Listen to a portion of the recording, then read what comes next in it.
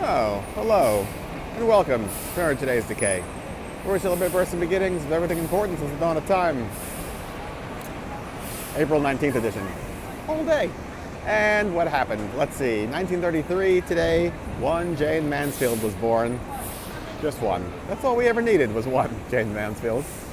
Yeah, what else? 1935 today, James Whale's masterpiece, Bride of Frankenstein, first premiered, starring Boris Karloff, Elsa Lanchester, Ernest Thesiger.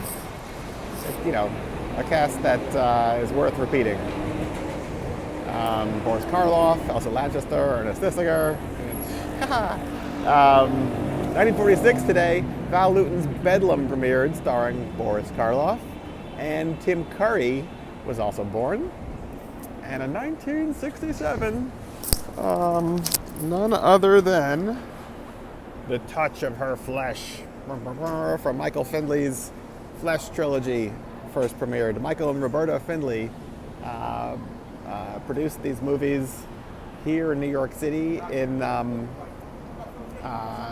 scummy, skeevy, lowbrow strip joints and seedy flophouse motels. It is really, really great lowbrow 1960s nonsense.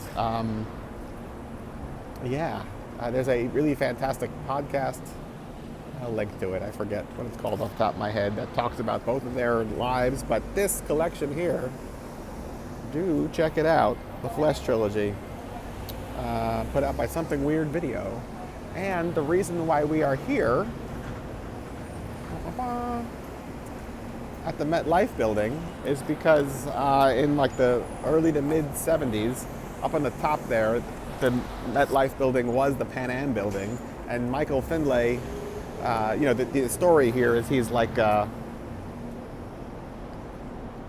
insane killer, but it's really beautifully shot in a lot of cases, and very inventive and really twisted, and highlights how troubled he was, both of them, Roberta and Michael Findlay. But Michael Findlay, the MetLife building was the Pan Am building, and there was a helicarrier landing on the top there in the 70s, and almost like right out of one of these movies here, he winds up in the 70s being decapitated by a helicopter in the middle of an accident. Who writes these things? Nobody writes these things.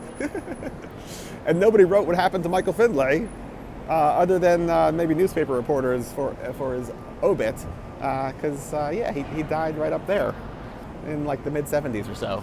So, how far did that Flesh trilogy extend to? I'd say to the very top of the MetLife or Pan Am building. And who knows, maybe there's still a little bit of him left up there somewhere, residue, that, you can celebrate on the day The Touch of Her Flesh premiered in 1967. There you go. That's the whole day. Pretty good, huh? Till tomorrow. Goodbye.